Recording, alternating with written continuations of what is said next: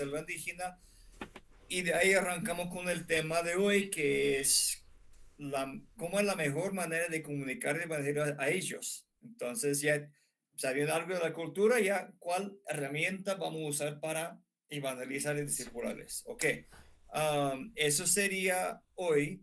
De aquí en 8 días, Diana Carrillo nos va a ayudar en contar un poquito de la historia de la obra acá en Bogotá con los grupos y cómo han trabajado con nosotros y iglesias y organizaciones como otras, como han entrado en la obra de una forma como muy eficaz, dirigido por Dios. Entonces, eso nos va a llevar a la cuarta semana, la cuarta reunión de aquí en 2 semanas, cuando vamos a hablar de cómo ustedes se pueden comprometerse a la obra. Entonces vamos a salir con un plan más concreto y les voy a mostrar en esa cuarta semana también lo que se llama la tarea misionera, o sea, las fases o etapas de la obra misionera, dónde estamos y dónde pueden entrar ustedes en eso también, solo para dar una base para la charla, porque la cuarta semana sería más una charla, ¿ok? Un diálogo entre nosotros. Bueno, arranquemos. Voy a compartir mi pantalla. Que no veo. Window. Ok. Esta. Voy a arrancar la presentación. Ok. Antes de que voy más allá, alguien ayúdame. ¿Cómo puedo minimizar el video aquí para que vea mejor la pantalla? ¿Alguien sabe qué hago? Pues de pronto eso, sí. Lo puedo achicar, lo puedo Y lo achicar. puedes ubicar a la esquina desde la parte de arriba. Eso, Ahí arrastrar, está. eso. Ok. Eso. Mejor no puede ser. Ok. Estamos grabando, pastor. Ok. Excelente. Ok. Vamos. A ver. Ahí está. Ok. Llegamos a ese punto aquí en la presentación anterior hablando de cómo la cultura de la selva baja es de una cultura cazador-recolector. Y así tiene alguna forma de pensar, o sea, su cosmovisión es distinta a lo que vemos en la Biblia y distinta a nuestra cultura, obviamente, también. Y eso implica que muchas veces la comunicación con ellos no es tan buena porque ellos tienen ciertos filtros que es en su cosmovisión que nosotros no manejamos y cierta manera de entender el mundo que es muy diferente a lo de nosotros. Y hablamos de los recursos son cosas que se encuentran en la selva y no trabajas específicamente por ellos. ¿No? Ustedes van y trabajan, ganan su plata y ahí compran sus cosas. Entonces hay una cadena de cosas ahí que te lleva a tener los recursos en casa. ¿Ok? Pero para un indígena de la selva, uno va literalmente sacudiendo árboles para ver qué le va a dar hoy la selva. Porque la selva es amplia, siempre ha provisto todo lo necesario, es amplia y solo hay que ir y buscar la pesca, buscar carne del monte en cuanto a la casa, buscar fruta, lo que sea, y también sus parcelas, o sea, sus fincas, son muy reducidas y da para sus necesidades. Esos son huertos, nada más, no son fincas o granas. Entonces, acá en la ciudad, ¿qué implica para nosotros? Implica que nosotros también tenemos cierta mentalidad en cuanto a los recursos y ellos siendo desplazados a la ciudad, se mantienen la misma mentalidad de la selva, o sea, no trabajan por los recursos, sino los encuentran. ¿Y cómo? Ya no sacude tanto los árboles, sino a las personas que vienen. ¿Ok? Entonces es muy normal para los indígenas pedirte cosas. Plata, comida, ropas, pañales para sus bebés, cosas así, muy normal. Y entonces nosotros pensamos, bueno, hay necesidad, hay mucha necesidad, entonces como creyentes vamos también a dar, porque hay necesidad, y eso no lo niego, hay necesidad, hay que ayudar. Pero muchas veces, eso es lo que pensamos nosotros, ¿cierto? Bueno, si me pides algo, ya, te costó algo en pedir, porque si yo pido algo de alguien, me costó, me cuesta, ¿ok? Entonces, si te doy, también hay algo de costo ahí, entonces por eso hemos creado una relación en el hecho de pedir y dar. Y como ya tenemos una relación, ya tengo, por decir, una plataforma para compartir el Evangelio. Entonces yo te he dado ya lo que me ha pedido o lo que veo que es necesario como ropita y ahora me vas a regalar un tiempito para conversar de Dios porque ya he ganado la confianza.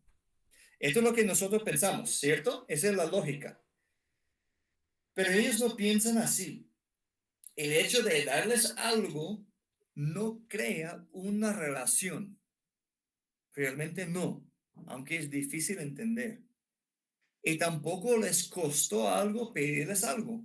Están sacudiendo árboles. Uno no crea una relación con el árbol o, o con el río, ni nada así, no. Es que ellos están buscando por donde se puede buscar. Y si cae algo, está bien. Y si no, no, van al siguiente. Entonces, nosotros muchas veces pensamos que ya hemos ganado el derecho de compartir con ellos con la acción de darles algo, pero no es cierto. No es cierto. Esa es nada más una advertencia para ustedes. Obviamente vamos a seguir dando porque hay necesidad. Pero ojo que estén pensando que ya tenemos la confianza y ya de ellos y ya tenemos el derecho de compartir porque eso no. ¿Ok? Lo único que le gana la confianza y el derecho de compartir es la relación que se crea con tiempo, mostrándoles amor, estando presente, hablando con ellos, compartiendo tiempo con ellos, ah, dando cariño a sus niños,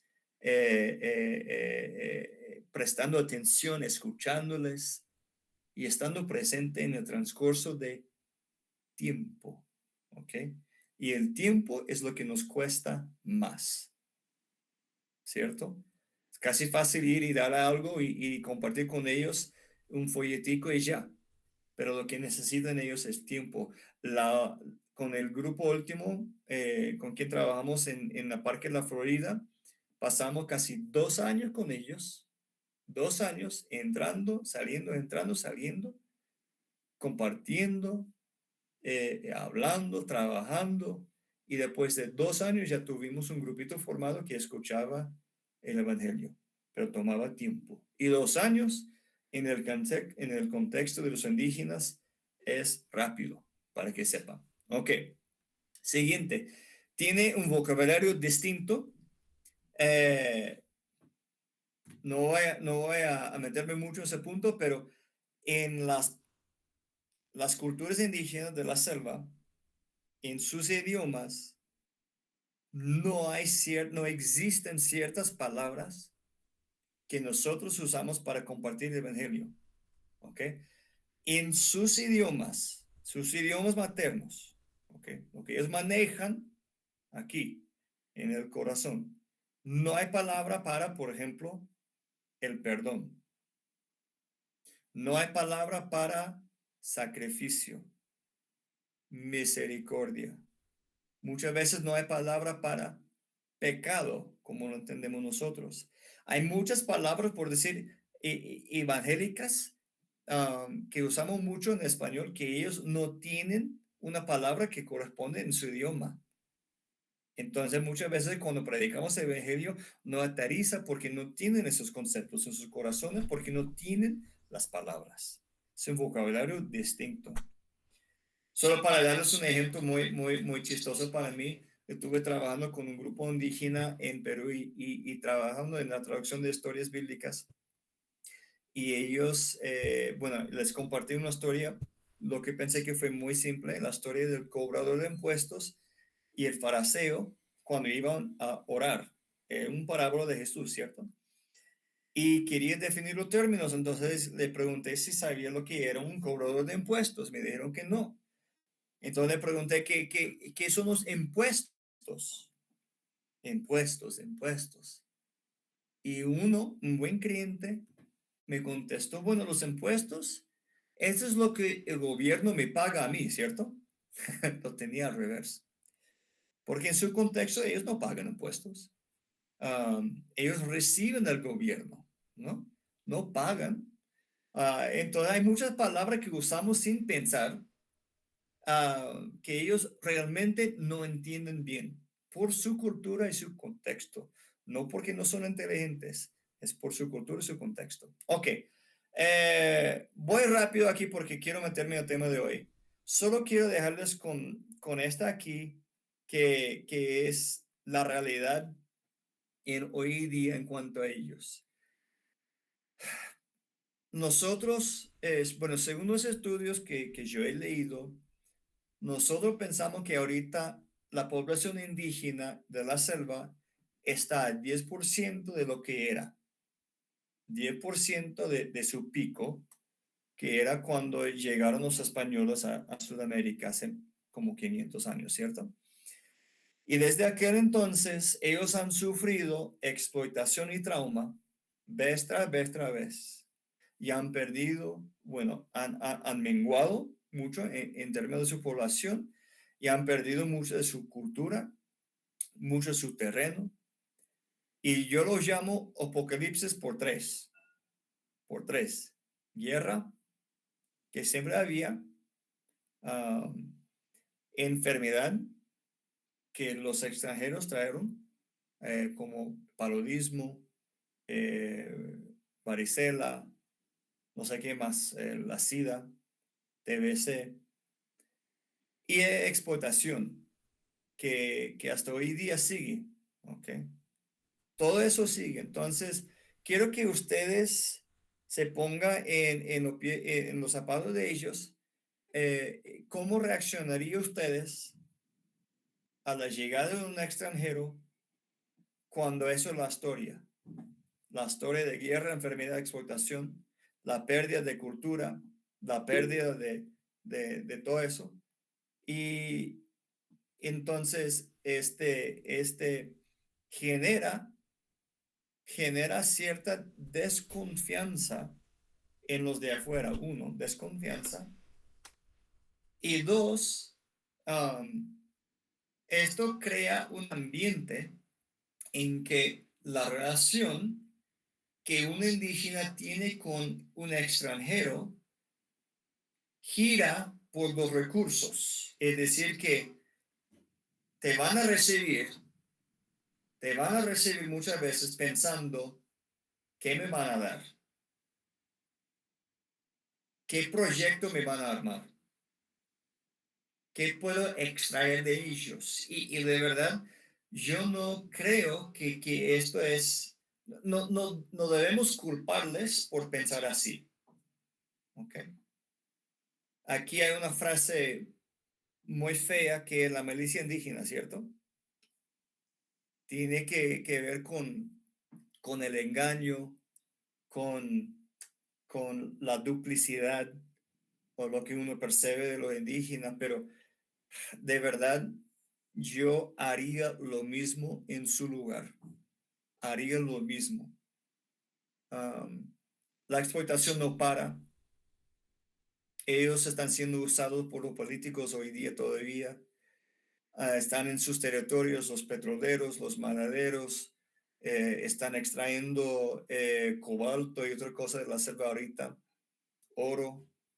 um, y los que pierdan siempre, en cualquier conflicto, los que pierdan siempre son los indígenas, siempre son. Y yo estaba en eso. Esmeraldas, sí. Entonces yo quiero que ustedes estén conscientes de ese entorno cultural y histórico de ellos, porque ellos nos tratan de una forma por su historia, ¿ok? Y de nuevo, combatimos esto con el tiempo, creando relaciones, invirtiendo tiempo, pasando tiempo con ellos, amándoles, mostrando amor a través del tiempo, ¿no? Porque es difícil ir en contra de ese corriente histórico. ¿Ok? Y nosotros también tenemos nuestros prejuicios, ¿cierto? Eh, Así es. Y la única manera que yo sé en cómo cambiar la persona y esa forma que no tiene, a ver, ya, las palabras que no hay en lengua embera, perdón, no existe perdón, no existe pecado, tal como nosotros lo entendemos, no existe sacrificio, como entendemos. No existe, bueno, palabra como por ejemplo amigo, no existen muchos idiomas de la selva, amigo no existe. Y el amor, como nosotros lo entendemos, amor del Padre Celestial tampoco existe. Entonces, cuando usamos palabras como Jesús te quiere perdonar por los pecados y Dios te ama, muchas veces no entienden estos conceptos. Ok, voy a seguir adelante porque el tiempo es corto. Ok. Um, Ellos tienen muy poca educación formal, ¿ok? Pero sí tiene la educación informal, o sea, ellos aprenden, pero de su forma. Primero hay que entender que una barrera increíble que enfrentamos es el idioma.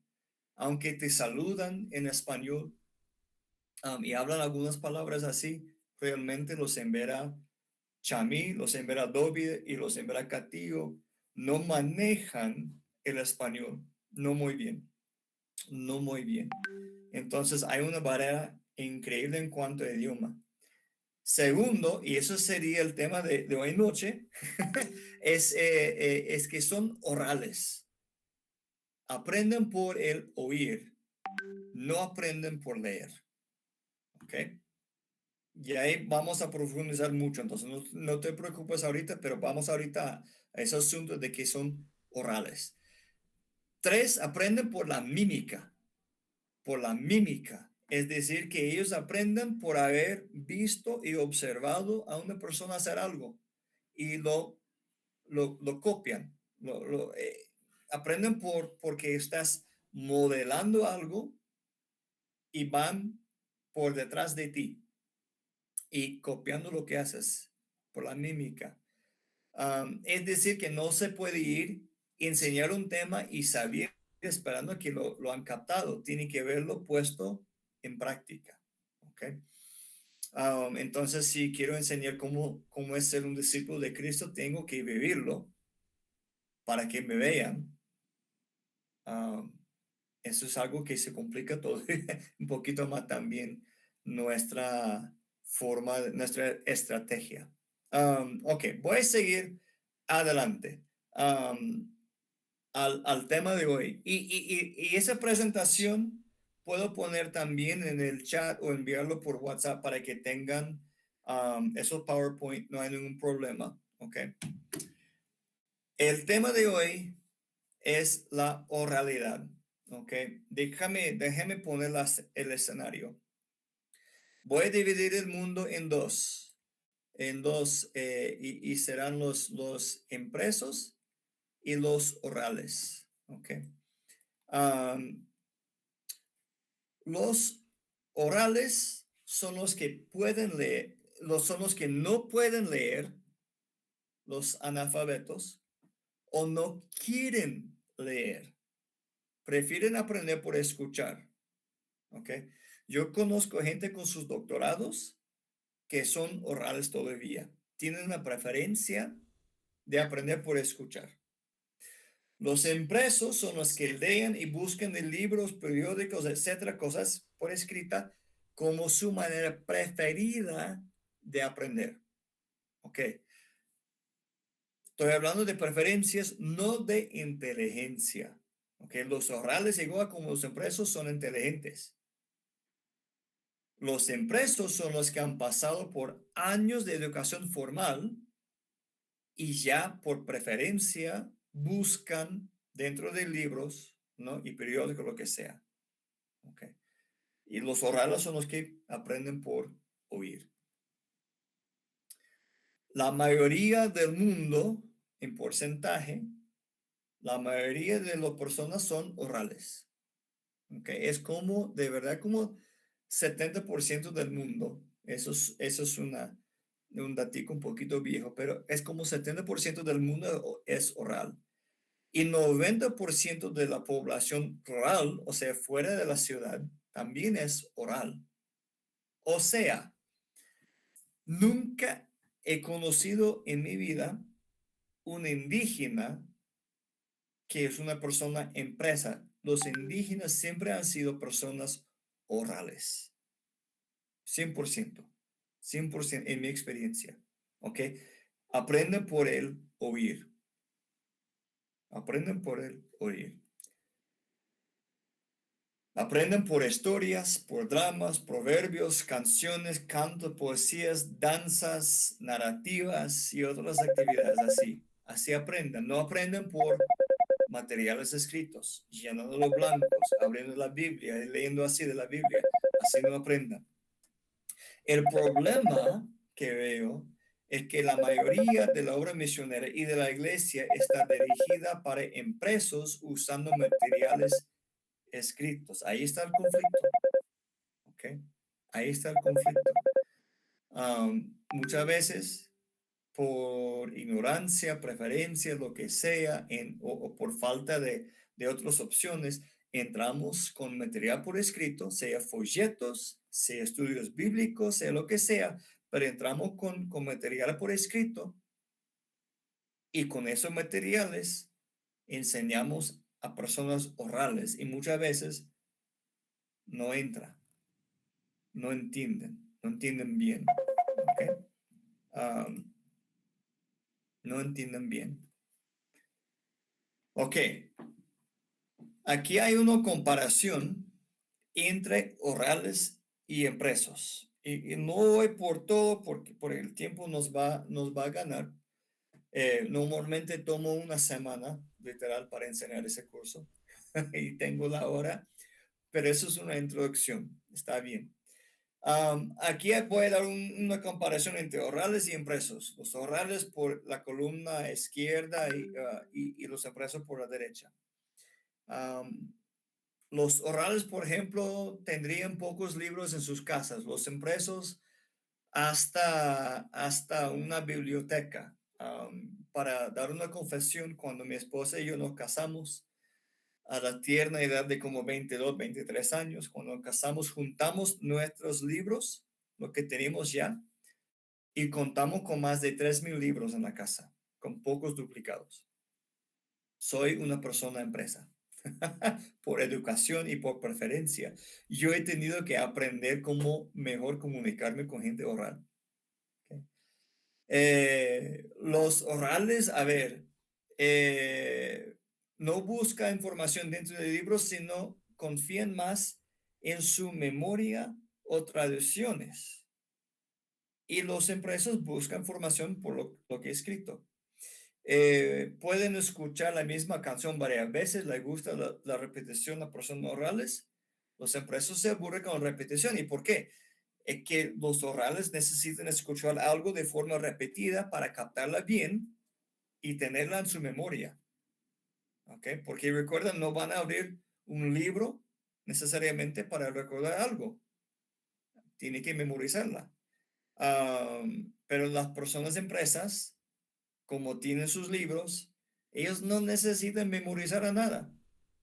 Porque si me preguntas algo, yo lo puedo buscar ahí en una página web, por el Wikipedia, por el ChatGPT, por un libro que tengo, lo busco ahí. ¿Ok? Una persona oral no maneja cosas así, no tanto, no tanto. Una persona oral aprende por escuchar historias, mirando a otros, imitando, escuchando y después repitiendo. Así aprende. Una persona empresa aprende por ver, leer, estudiar, clasificar, comparar y analizar. ¿Ok? Y así que una persona oral aprende casi en grupos, dialogando, compartiendo, así. Y una persona empresa, por analizar tanto, estudiar tanto, muchas veces aprende a solas. ¿Ok? Muy diferente. Una persona oral muchas veces piensa y habla de eventos de personas que conoce o cosas concretas, contextualizados en el tiempo. Se enfoca en eventos y personas, percibiendo a ellos en su alrededor natural. Pero una persona empresa guarda información abstracta y desconectada.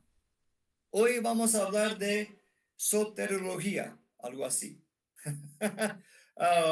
Y se va bien, pero para una persona oral no.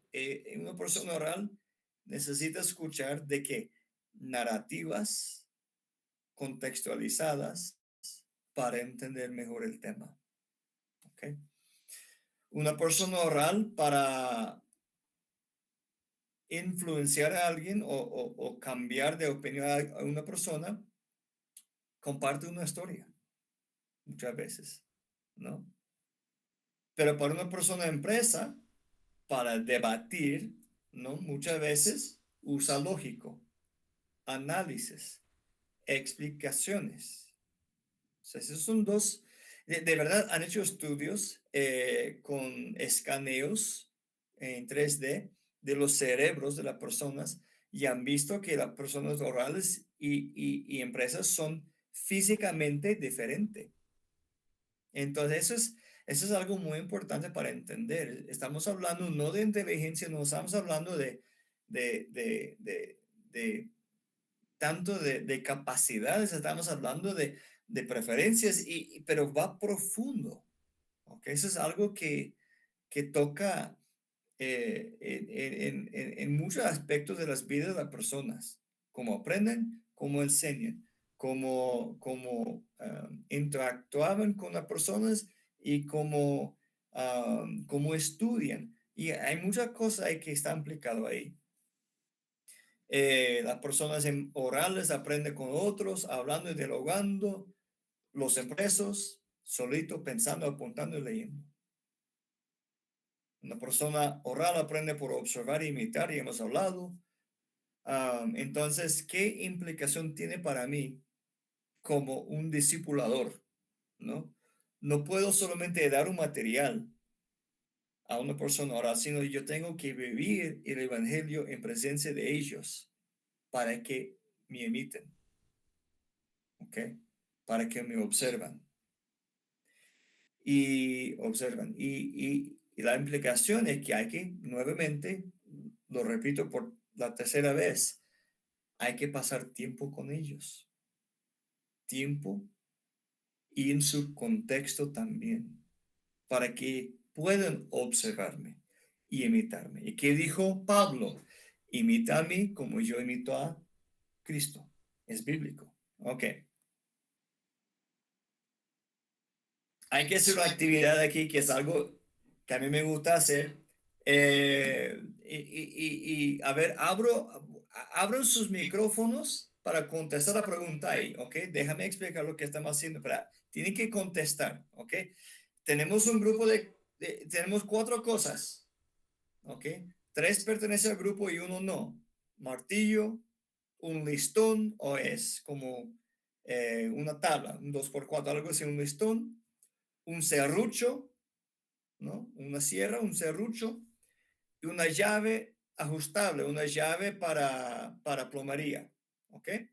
Entonces, ¿cuál de esas cuatro cosas no permanece al grupo? ¿Qué piensan ustedes? Martillo, listón, serrucho, la llave. ¿Cuál no permanece? Listón, El listón. listón.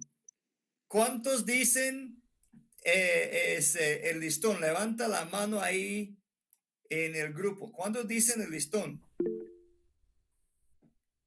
Uno, ahí otro dijo también. ¿Cuántos dicen, ok, a varios ahí, cuántos dicen que la llave no pertenece al grupo? ¿Alguien?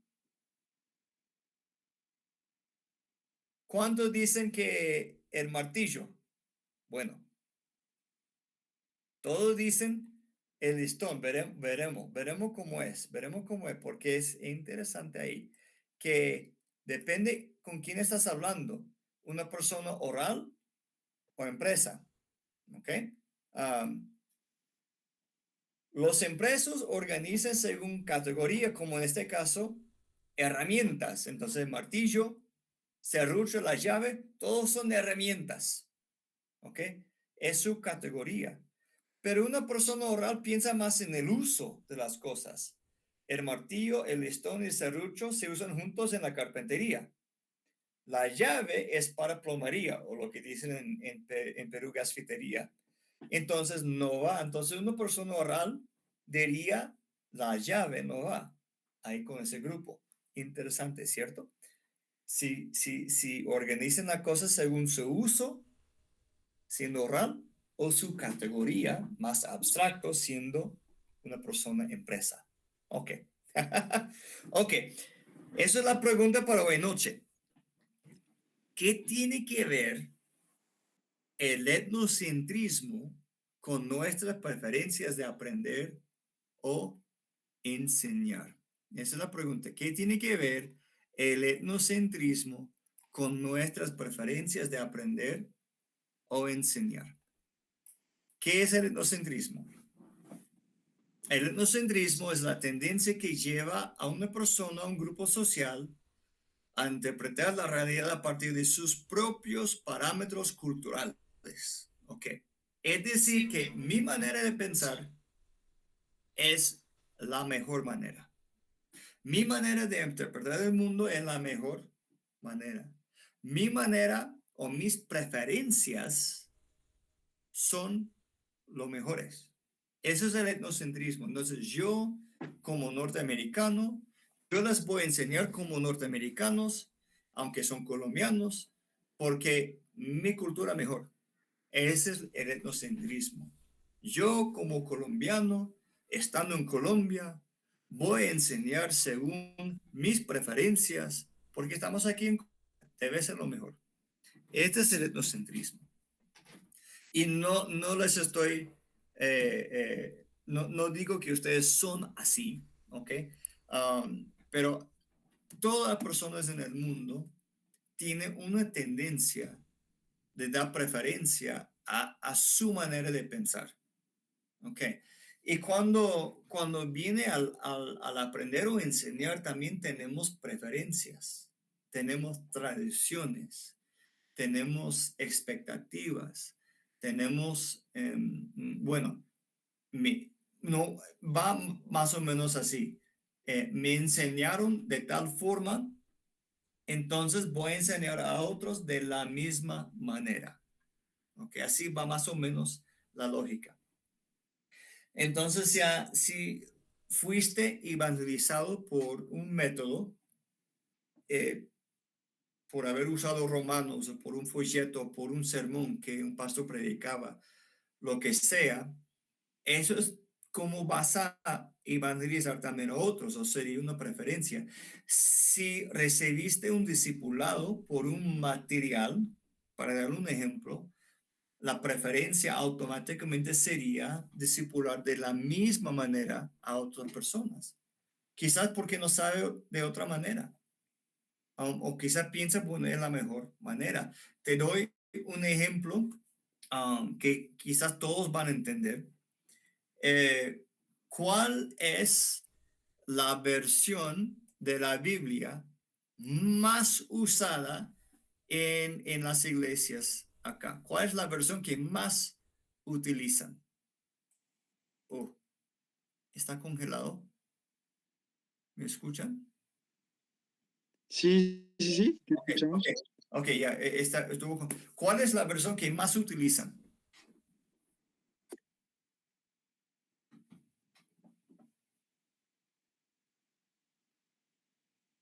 La Reina Valera. La Reina Valera. Ok, la Reina Valera, 100%. Ok, la Reina Valera, muy bonita. A mí me gusta, y muy correcta también. Es una muy buena versión de la Biblia. Ok,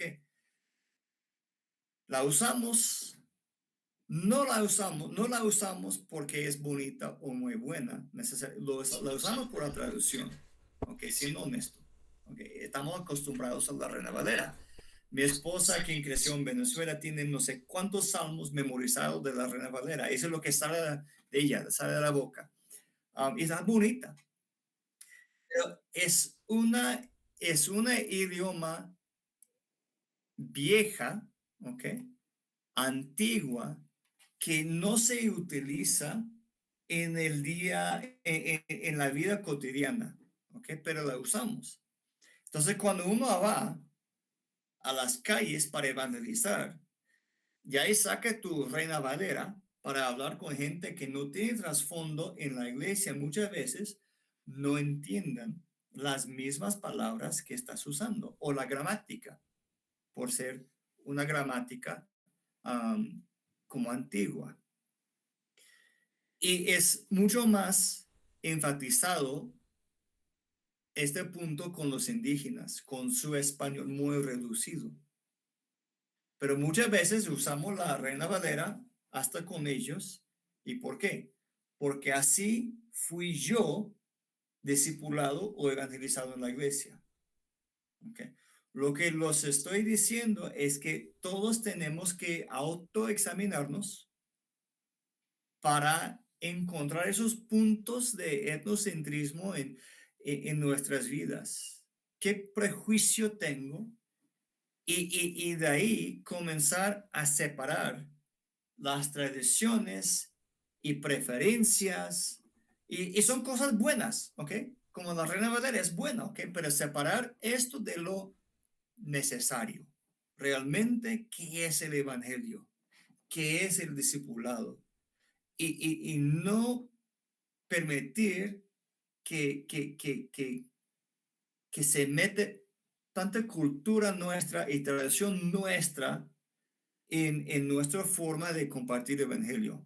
¿Entiende? Entonces, lo que estoy diciendo es que debemos tomar el tiempo para examinar bien los materiales y las enseñanzas que estamos llevando para entonces decir si es algo que va a aterrizar bien con la cultura ahí donde vamos o no, si lo enseñamos por tradición o porque realmente lo que necesitan. ¿Ok? Entonces, mi tesis, lo que estoy diciendo aquí, es que lo que funciona para los indígenas, porque son orales, lo que funciona en cuanto a evangelizar y después discipularles también. Lo que funciona mucho mejor que cualquier otro método son las narrativas bíblicas. Las narrativas bíblicas. Es el hecho de compartir el evangelio a través de las historias, en vez de usar como puntos declarativos o conceptos. Lo que usamos son historias que enseñan las mismas cosas, pero son narrativas y son varias narrativas compartidas también de una forma adecuada. O sea, cuando yo comparto historias narrativas, las historias con los indígenas narrativas, cuando yo los comparto, lo hago de una forma oral también. ¿Okay? No solamente abrimos la Biblia para leerlo, sino de memoria comparto narrativas que yo he armado que son fieles a la Biblia, pero especialmente para ellos. ¿Ok? La pregunta es que los indígenas tienen traducción completa de la Biblia. A ver si lo veo bien. De hecho, los Emberá, Dóvida, los Emberá, Chamí, esos dos grupos sí tienen eh, el Nuevo Testamento, aunque necesita revisarlo, lo tienen, pero creo que hay un grupo, quizás dos grupos, bueno, los quichuas y creo que los cacua del Vaupés, yo creo que son los únicos dos que tienen también el Antiguo Testamento, ¿ok? Entonces, la gran mayoría no tienen el Antiguo Testamento de los grupos y de los que lo tienen, mm, ¿cómo lo digo? Aunque yo respeto mucho el trabajo de los traductores, admiro mucho lo que hicieron y fue muy necesario. La mayoría de sus traducciones, hablando de los grupos en Colombia también y otras partes, la mayoría de sus Biblias no están siendo utilizadas. Hay varios motivos por eso, pero uno es el hecho de tener una Biblia en su idioma no cambia la realidad de que son orales. O sea, no saben leer y entender sus propias traducciones. Um, Tiene que oírlo. Y de hecho existen recursos como la película de Jesús, existen también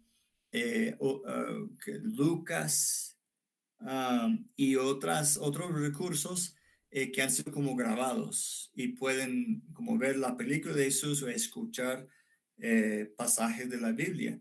El problema ahí, aunque eso sí es mejor que solamente darles una Biblia para leer, el problema ahí es que la persona oral no solamente aprende por oír, sino por ese intercambio con las otras personas, o sea, dialogando, um, interactuando con otros. Entonces, es algo más dinámica.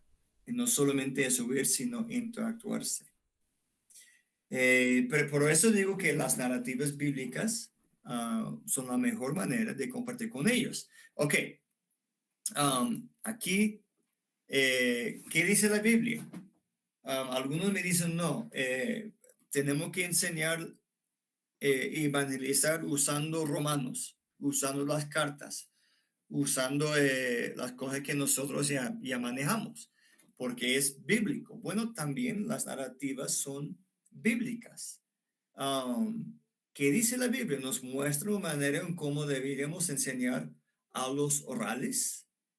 Y yo digo sí, aunque también la palabra nos indica que historias o narrativas pueden ser utilizadas con gente oral.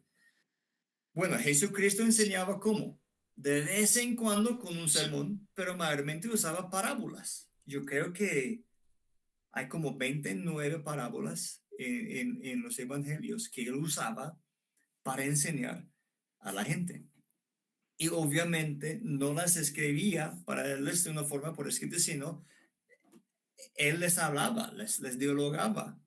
Y había preguntas después, había un tiempo de interacción con ellos, con la parábola del sembrador, si recuerdas. Este, nadie entendía lo que enseñaba Jesús y después los discípulos se acercaron y pedían la explicación y Jesús dialogaba con ellos acerca de la historia que le había contado. ¿Ok? Entonces había interacción. 70% o más de la Biblia, Antiguo y Nuevo, 70% o más de la Biblia toma forma de narrativa. Yo creo que hay algo de como 800 narrativas en la Biblia. Um, entonces, para ser fiel a la forma de literatura que es, mi forma en letras, por si acaso, ese es mi trasfondo, tenemos que acercarnos a la literatura y reconocer la forma que toma, es decir, interpretar narrativa como narrativa, poesía como poesía, sabiduría como sabiduría y cartas como cartas.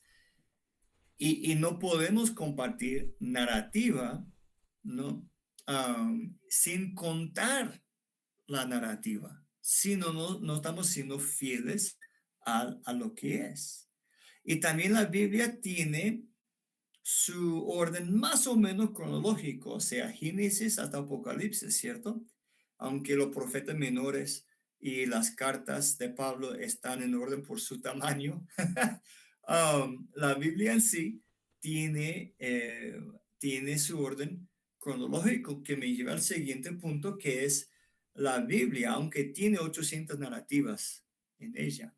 Es una sola narrativa. Nos cuenta la historia de cómo Dios se revela a los hombres y obra para su salvación en Cristo. Es una sola historia. Y uno entiende mejor la historia de la Biblia, ¿no? Contándola como una historia.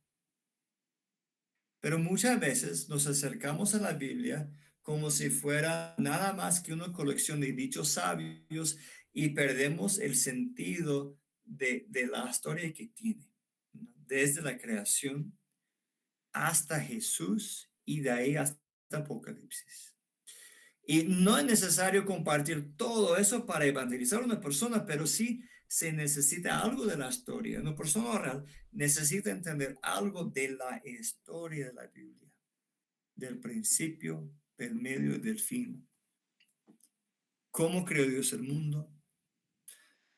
¿Cómo obedece y desobedece al hombre? ¿Cómo obraba Dios entonces para su salvación? ¿Quién es y quién fue Jesucristo? ¿Y qué significado tiene para nosotros? ¿Y cómo debemos responder? Todo eso podemos compartir en forma de narrativa. Y la gente oral, siendo los en verdad de la ciudad o por donde sea, nos va a entender mucho, mucho mejor si compartimos de esa forma. Ok. Ya hemos hablado un poquito de cosmovisión y dicho que la cosmovisión es lo que está en el interior de la persona, ¿cierto? Es lo más básico, lo más fundamental de una persona. Y si no logramos llegar con la palabra de Dios hacia la cosmovisión de una persona, nunca veremos un verdadero cambio en su vida. Es decir, que si no, de una forma u otra, hacer penetrar el evangelio hacia el interior de la persona, no vamos a ver una transformación. Y sabemos que la transformación lo hace el evangelio, es decir, que Dios está en el negocio de transformar a las personas, ¿no? De resucitarles y también transformarles. ¿Ok? Entonces, la obra nuestra es hacer todo lo posible para hacer llegar al corazón de la persona la palabra de Dios. ¿Qué tiene que ver eso con las historias? ¿Ok? Aquí tengo la definición de cosmovisión de nuevo, ya hemos hablado, creo. Pero hay un erudito, el N.T. Wright, que es un bispo anglicano que hace sus propias traducciones de griego al Nuevo Testamento, que es un autor de varios libros, es impreso de los impresos, no es oral, no por nada, ¿ok? Pero él observe que lo más profundo de una persona, o sea, su cosmovisión, consiste de historias. Es decir, que yo entiendo el mundo, yo entiendo a las personas, yo entiendo quién es Dios, yo entiendo mi lugar también en el mundo en una forma de narrativas. ¿Ok? Y para reemplazar las historias de uno, o sea, las historias falsas, las narrativas falsas que el mundo enseña, para reemplazar esas historias falsas y ver una transformación verdadera, hay que hacerlo con mejores historias. Y es como un muro. Y vamos reemplazando ladrillo por ladrillo las historias falsas, las mentiras del mundo, con las historias o narrativas de la Biblia. Es que sabemos de las historias bíblicas que son verdaderas, que son poderosas, que son confiables. Las historias de la Biblia nos dan esperanza y vida, pero las mentiras del mundo nos trae que temor, miedo, la muerte. Entonces, la obra misionera es esa, es trabajar para ese verdadero cambio en las personas, lo cual se realiza por el poder del Espíritu Santo, ¿ok? Pero estamos reemplazando historias falsas con historias verdaderas. Déjame explicar un poquito cómo funciona eso en el tiempo que tenemos. En cada cultura, incluyendo la cultura en verano, en cada etnia hay un mito o una creencia o varias acerca del arco iris, del arco iris. Y siempre es algo malo el arco iris. Dice que, bueno, los Ashénicas, voy a nombrar los Ashénicas, que es una tribu en Perú. Dice que si uno apunta con su dedo al arco iris, el dedo se puede caer pudrido o va a salir un corte con una infección. Te puede dar un resfrío el arco iris. Si uno lo toque, así muere. Si una mujer embarazada pasa por debajo del arco iris, puede perder su bebé. Si uno entra el arco iris y sale, va a salir siendo hombre o mujer embarazada. Que son cuentos así. Es la anaconda de multicolor. En las Filipinas, donde yo vivía, el arco iris es el taparrabo de los dioses. Y siempre tenía sus cuentos ahí acerca del arco iris. Y siempre eran cosas feas que daban miedo. No lo muestran, no lo ves, nada. No observas al arco iris porque te vas a enfermar. Pero habían dos Ashénicas, dos mujeres, lavando su ropa por la orilla de un río. La primera había estado escuchando las historias bíblicas, las narrativas, y la otra no. Apareció un arco iris. Y la primera la señaló diciendo, mira un arco iris, y la otra le dio un golpe, bájate la mano. Pero la primera dijo, no, es que ya sé qué significa el arco iris. Y la contó la historia que había escuchado de Noé y la promesa de Dios. Porque ¿quién no cambiaría el miedo por la esperanza? La oscuridad por la luz. Entonces estamos en ese negocio. Estamos en el negocio de cambiar las mentiras del mundo para las verdades de la Biblia, y lo hacemos a través de las historias bíblicas. Entonces ahí nuevamente es el dibujo de las personas, nuestras acciones, valores, creencias, cosmovisión. Y digo que las narrativas o historias son las cosas que se componen de cosmovisión. Ok, eso estamos. Ok, hasta ahí llegamos con la presentación. Déjame ampliar eso nuevamente para que me vea mejor. Y voy a dejar de compartir la pantalla. Ahí está. Y volvemos al grupo en sí. A ver, desapareció. Ok. Las narrativas bíblicas. Compartimos, tenemos varios juegos de narrativas bíblicas para evangelizar, de creación hasta el día de Pentecostés, como 25 narrativas. O usamos, si no tenemos mucho tiempo, una sola historia, sino quizás una historia muy, muy precisa, como del paralítico o del saqueo o de algo así, para compartir un poquito del evangelio, no lo que se puede hacer con ellos. Pero recuerde que no tiene muchas palabras para las cosas evangelísticas, por decir. Entonces, si compartimos una sola historia, tomando el paralítico, por ejemplo, y ahí habla del pecado y perdón, no van a tener cómo realmente entender eso. Lo que les ayuda a entender esos conceptos bíblicos amplios es un juego de historias que uno se comparte a través de nuevo, tiempo con ellos. Volvemos a ese punto del tiempo.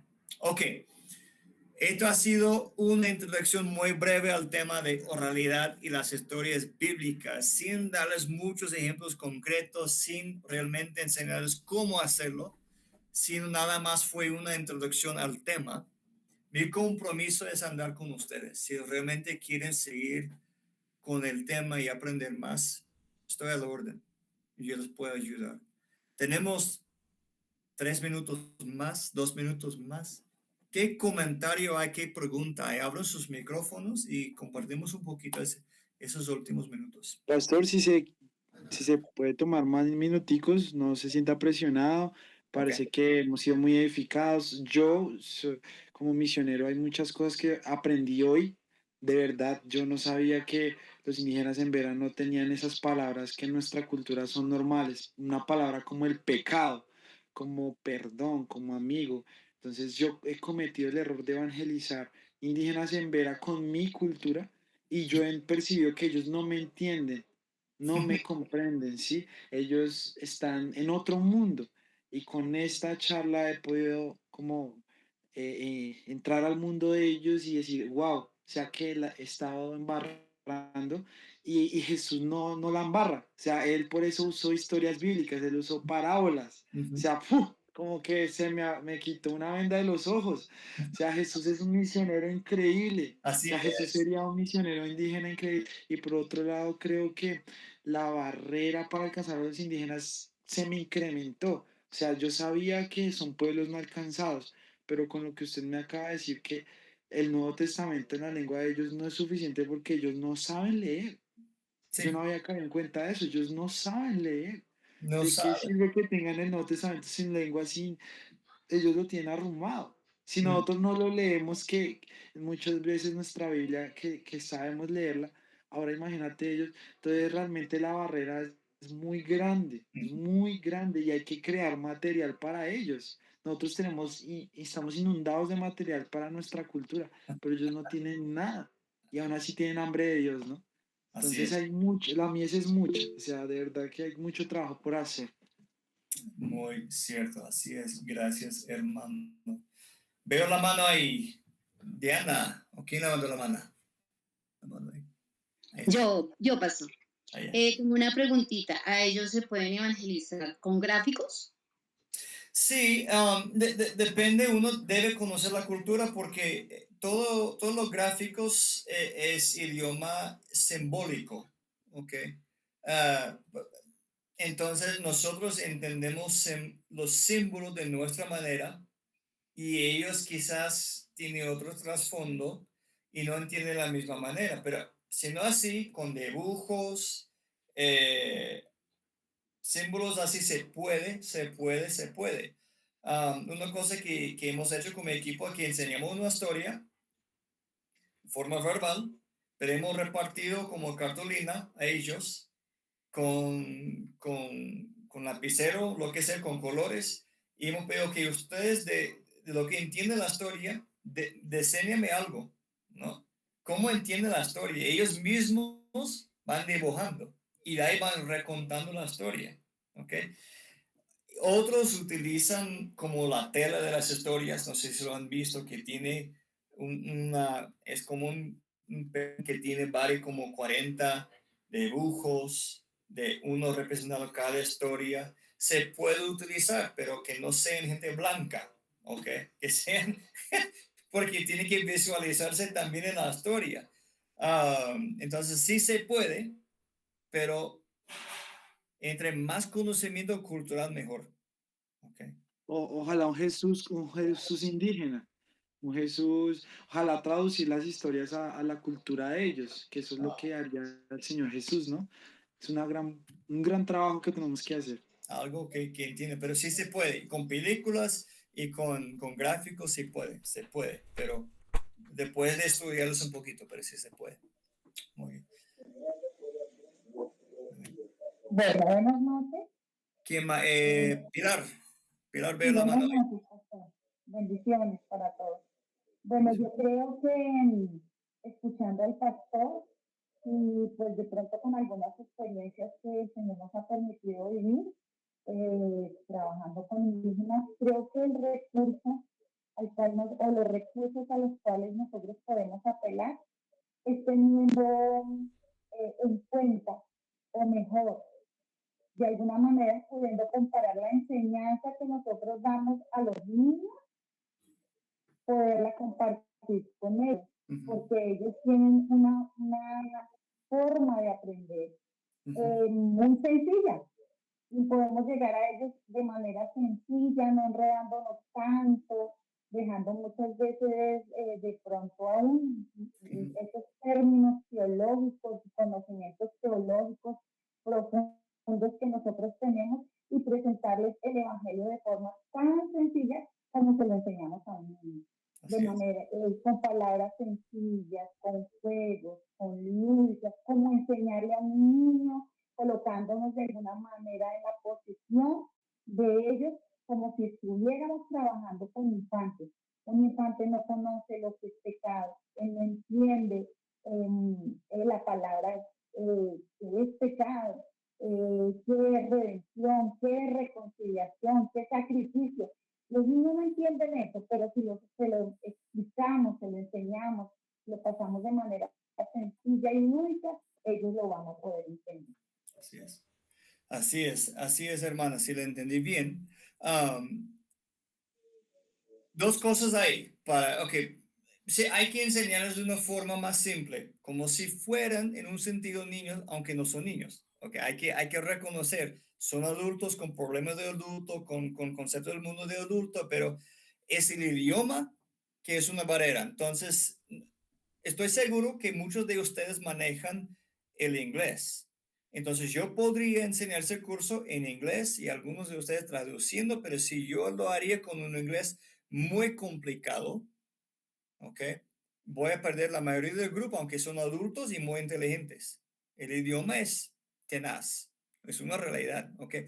Dos, hay ciertos conceptos que déjame explicarlo así. Tomamos sacrificio como un ejemplo, que sacrificio como un tema. ¿Cómo hay que enseñarle que es un sacrificio? Tenemos varias opciones ahí. Podemos explicarlo con ciertas palabras, mostrarlo con gráfico, pero ¿cómo explicó Dios sacrificio a su gente, a su pueblo? Bueno, Él lo hizo a través de miles de años, a través de su historia.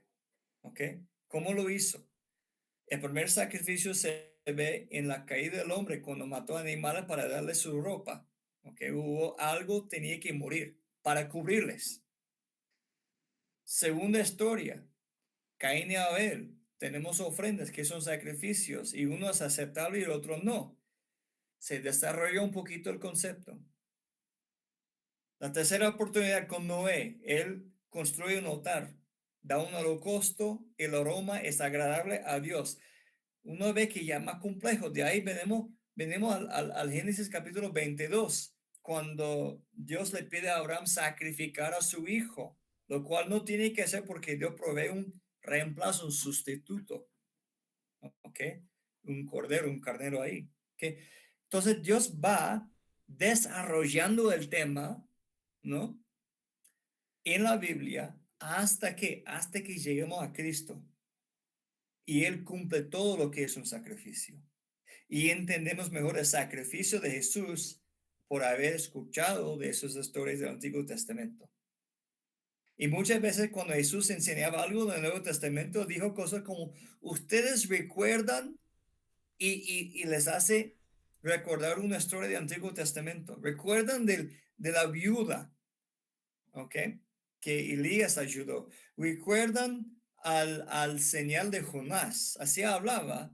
Ellos recordaban la historia y él cumplía o completaba, mejor dicho, completaba el tema con su propia vida de enseñanza.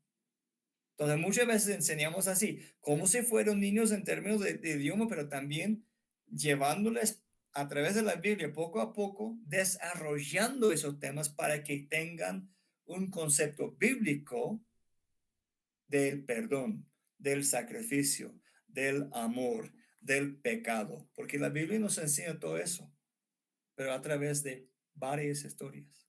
Bueno, pero así es. Bueno, yo tengo otro compromiso,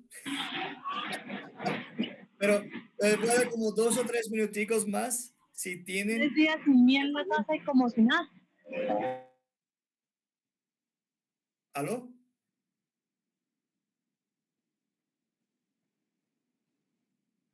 Nada.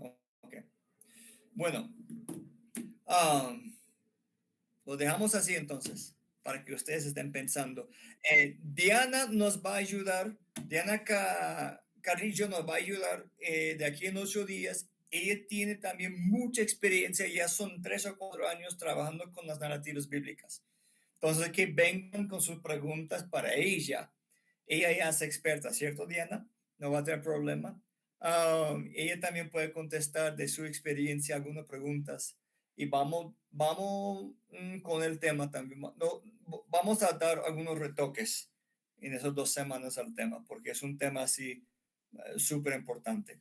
Pero déjame orar y terminamos ese tiempo, ¿cierto? Okay. Hermano, ¿tiene la mano? Sí, mi pastor, antes de despedirnos, recordarle a los hermanos que están acá que nosotros estamos preparándonos para volver al albergue. Nosotros como Fundación Soplo de Vida somos un ministerio interdenominacional que Dios nos ha puesto para apoyar a los indígenas en Vega y trabajar con los misioneros bautistas, con el pastor Joe, con Diana. Damos gracias a Dios porque los pudimos conocer, son respuesta de Dios a nuestro llamado. Queremos seguir aprendiendo, por eso estamos aquí y queremos seguir apoyándoles. Sí, no podríamos hacerlo sin ustedes. Necesitamos que ustedes nos sigan enseñando y también nos permitan trabajar con ustedes. Entonces, hay 2 requisitos. Número 1, llenar un formulario de admisión para el equipo de voluntarios. Ese formulario pues tiene preguntas básicas sobre la doctrina, sobre eh, carta pastoral.